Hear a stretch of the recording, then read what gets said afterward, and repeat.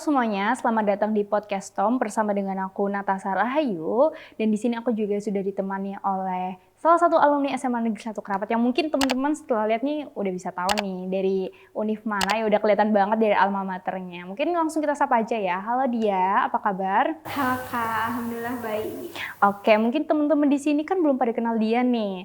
Jadi dia mungkin boleh nih perkenalan secara singkat mulai dari nama, alumni angkatan berapa, kemudian sekarang kuliah di mana dan juga prodinya apa. Pertama, nama aku Diah Ayu Ilmawati. Sekarang aku sebagai mahasiswa Arkeologi Indonesia di Universitas Indonesia angkatan tahun 2023, dan aku juga alumni dari SMA Negeri 1 Keramat angkatan tahun 2023. Oke, dia ini jadi anak UI nih dari arkeologi. Oke, keren banget nih teman-teman. Nah, hari ini aku dan dia akan membahas seputar perguruan tinggi negeri dan khususnya pengalaman pribadi dia selama menjadi mahasiswa di arkeologi UI. Dan mungkin tanpa lama-lama lagi ya dia, kita langsung masuk ke pertanyaan-pertanyaan. Yang pertama nih dia, kamu kan sekarang ini kuliah di arkeologi UI. Artinya kamu sudah menentukan pilihan untuk lanjut berkuliah.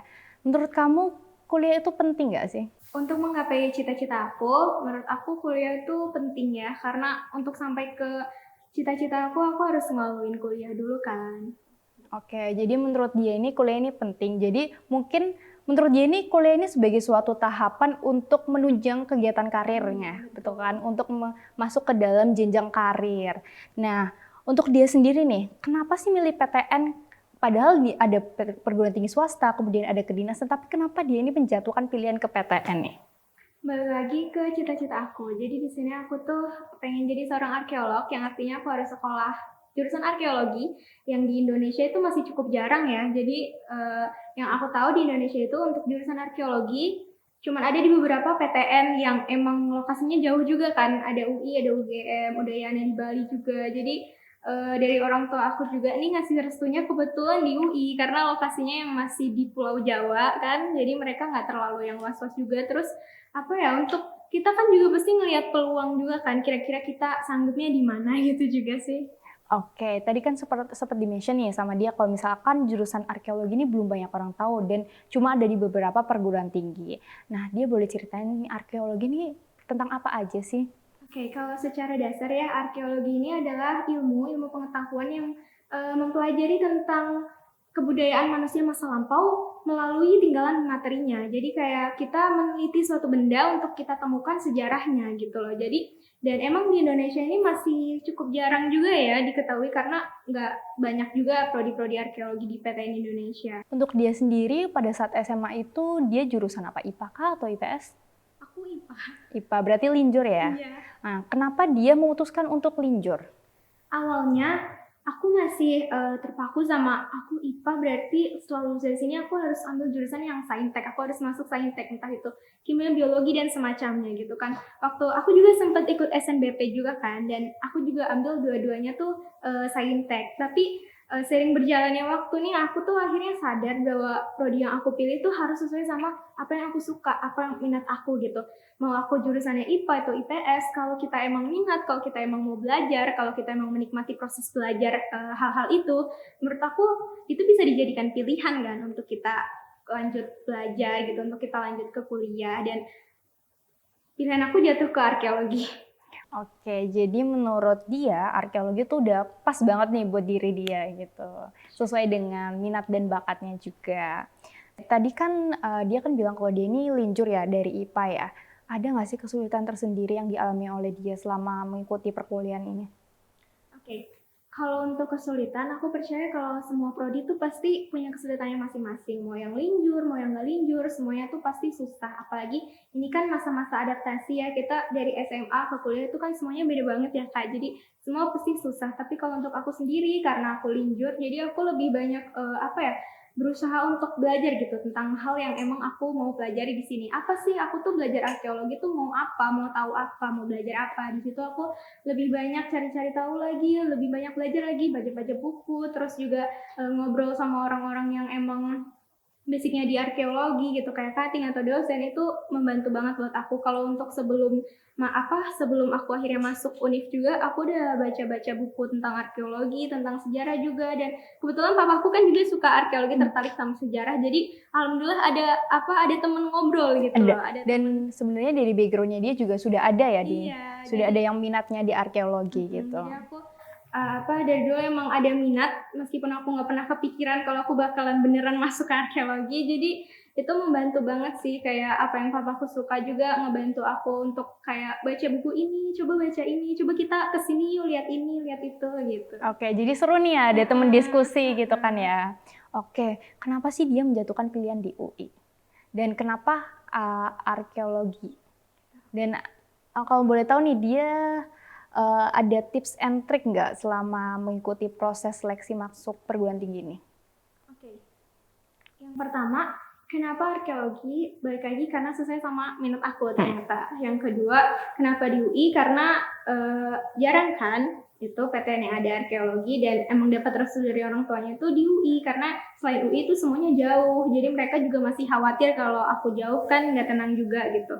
Dan aku juga udah pernah kayak pas SNBP itu aku emang restu dari orang tua tuh kurang. Jadi aku kurang nurut, makanya Nggak lolos juga. Jadi dari situ aku belajar kalau ternyata restu tuh penting banget. Jadi untuk ini aku nurut, oke kata orang tua coba ke UI, jadi aku coba masuk ke UI dan alhamdulillah lolos. Nah, untuk tips and triknya sendiri, karena aku SNBT, aku lebih fokus ke latihan soal sih. Untuk tryout aku sering-sering banget ikut tryout.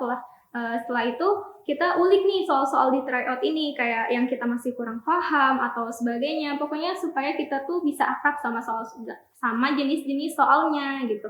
Karena itu pasti ngebantu banget pas kita ngerjain di UTBK-nya kan gitu. Oke, tadi kalau proses belajar kan pasti ada rasa bosan, rasa capek. Kadang ada juga merasa nggak bisa ngelanjut nih. Mungkin tips dari dia nih buat teman-teman yang di sini. Jadi kan mereka tuh pasti juga lagi masa-masanya belajar ya, masa-masanya suntuk juga, capek juga belajar. Mungkin ada pesan-pesan buat teman-teman di sini biar semangat lagi belajarnya. Oke, jadi dulu pas aku kelas 12 juga tuh emang banyak ya hal-hal yang bikin kita tuh stres, bikin kita tuh istilahnya overthinking gitu ya. Kayak salah satunya tuh misalnya kita ambil prodi gitu, kayak gimana ya kalau aku ambil prodi ini, nanti aku kerjanya apa gitu, nanti aku suka apa enggak gitu, terus kira-kira bisa apa enggak sampai ke situ. Jadi menurut aku kita tuh boleh aja kayak mimpi mau masuk mana, punya cita-cita mau ambil jurusan apa, mau jadi apa, itu boleh aja. Yang penting kita tuh belajarnya disesuaikan sama porsinya gitu. Kayak misalnya kita mau kuliah di mana dengan prodi apa, ya kita usahanya harus segitu juga, harus segitu besarnya juga gitu. Dan jangan terlalu istilahnya fokus sama hal-hal yang enggak ada korelasinya gitu sama usaha kita gitu. Jadi fokus aja sama diri kita sendiri, fokus aja untuk mengembangkan diri, untuk selalu belajar, untuk ngejar target kita gitu aja sih. Oke, bagus banget nih tadi pesan yang disampaikan oleh dia. Mungkin teman-teman bisa menerapkan langsung ketika kalian tuh bosen, suntuk, atau capek ketika kalian belajar. Berarti tetap tadi ya fokus gitu, kuncinya itu fokus gitu. Oke, untuk dia sendiri tadi kan ada mention nih dukungan dari keluarga, temen, dan kalau guru juga ada dukungan kan nih. Dan kira-kira gimana sih dukungan mereka?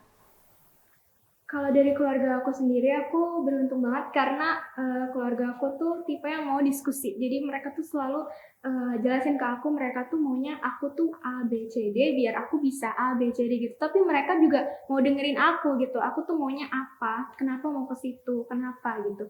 Pokoknya aku tuh didengerin tapi juga diajak diskusi, dan menurut aku itu sangat menguntungkan buat aku. Mereka juga selalu dukung aku. Terus selain itu ada lagi dukungan dari teman-teman kan, yang tadi aku bilang aku punya teman-teman yang kita benar-benar sama-sama berjuang untuk SNBT. Kita bahkan berangkat SNBT bareng dan alhamdulillah kita lolos bareng juga, makanya aku senang banget. Terus dari guru juga, dari BK aku sering banget bolak-balik ke BK, sering banget konsultasi sama guru-guru BK juga, dan itu ngebantu banget sih. Oke, berarti di sini semua ada dukungan mulai dari keluarga, teman, dan juga guru ya. Tentunya juga dari guru-guru SMA Negeri 1 Kramat juga mendukung secara optimal ya untuk teman-teman di sini. Jadi untuk teman-teman, khususnya siswa-siswi SMA Negeri 1 Kramat, jangan ragu, jangan segan untuk konsultasi langsung dengan guru-guru terkait, khususnya di BK. Karena contohnya tadi ini, dia juga udah langsung ya konsultasi, udah ada testimoninya di sini. Oke, dia. Terus gimana sih perasaan kamu setelah diterima di UI? Waktu itu nggak nyangka ya, karena gimana ya, sempet apa, optimis pesimis itu tuh pasti bener-bener campur aduk banget kan di kepala. Jadi pas buka pengumuman ternyata keterima itu nggak nyangka banget. Bersyukur alhamdulillah, dan aku sampai sekarang selalu berusaha untuk ngejalanin kewajiban aku. Pokoknya selalu saya yang terbaik, pokoknya jangan sampai ada yang sia-sia. Oke, dia keren banget tadi apa yang udah disampaikan oleh dia. Mungkin juga bisa dipertimbangkan ya sama teman-teman, karena tadi itu super informatif banget. Karena juga kan untuk proses masuk ke perguruan tinggi itu kan juga sulit sekali ya. Beberapa memang ada yang gagal kemudian baru mencoba lagi tahun depan gitu, tapi tidak memutus semangat mereka ya.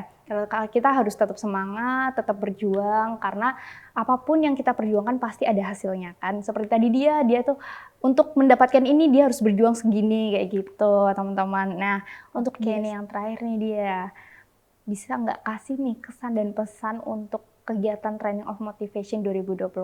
Kalau menurut aku sendiri, kegiatan TOM itu penting banget buat kita semua, buat anak-anak SMA, apalagi dulu tuh aku sempat nyesel ya karena nggak ngikutin TOM dari kelas 10, karena emang seberguna itu. Kita tuh harus tahu gitu kan, kayak untuk sampai ke sini tuh apa aja yang harus kita lakuin, dan menurut aku TOM tuh sangat membantu kita untuk ngarahin gitu. Kita tuh harus apa, harus gimana, itu menurut aku TOM tuh berguna banget. Jadi aku yang ngikutin TOM baru dari kelas 12 tuh ngerasa terlambat banget ya, kayak aduh udah telat nih, harusnya aku dari kelas 10 ngikutin TOM gitu sih, karena emang berguna banget kan. Terus pesannya juga buat teman-teman biar lebih semangat lagi kita ikut TOM, karena udah ada tryout kan ya, supaya, dan itu kan berguna banget nih buat SNBT. Terus buat teman-teman yang lain juga nih yang mau tahu gitu nanti habis SMA tuh mau kemana, itu berguna banget pastinya. Oke, berarti menurut dia TOM ini penting banget ya, dan memang pada sebelumnya kebanyakan memang dari kelas 12 partisipasinya, cuman tidak menutup kemungkinan untuk kelas 10 juga ikut. Dan mungkin untuk teman-teman yang di sini yang sekarang lihat yang masih kelas 10, kelas 11 itu silakan banget untuk simak Instagram TOM, sosial media TOM untuk cari tahu tentang seleksi masuk perguruan tinggi. Nah, di situ juga teman-teman bisa mulai mempersiapkan lebih jauh dari kalau misalkan kita terlalu mendadak itu kan kadang persiapan kita kurang ya. Jadi kalau misalkan kita mempersiapkan jauh-jauh hari itu persiapan kita lebih matang lagi. Oke, sekarang nih kalau untuk harapan kamu untuk tahun selanjutnya. Harapan aku untuk TOM selanjutnya biar bisa lebih baik lagi, bisa terus berkembang lagi, partisipannya juga bisa lebih banyak lagi, cakupannya bisa luas lagi, biar lebih bermanfaat gitu untuk anak-anak SMA gitu. Oke, semoga apa yang tadi sudah disampaikan dia ini benar-benar memberikan informasi kepada teman-teman semuanya, dan juga bukan hanya sekedar nonton aja nih, tapi dapat ilmunya juga ya dia. Oke, nggak kerasa nih dia, tadi apa yang sudah disampaikan dia, pengalaman dia itu keren-keren banget, dan walaupun dia ini masih maba ya, tapi apa yang sudah disampaikan dia itu ternyata sekeren itu ya, walaupun mungkin belum ada kesempatan untuk menceritakan pengalaman di kampus ya, karena kan juga masih maba gitu. Semoga nanti ke depannya dia bisa sharing lagi ke teman-teman terkait pengalamannya di kampus ketika udah semester 3 nih, kan udah mulai banyak nih kegiatan-kegiatannya. Dan aku juga mau terima kasih juga ke dia karena sudah meluangkan waktunya, dan juga untuk teman-teman semua yang udah nonton di sini, semoga kalian sukses selalu juga untuk dia.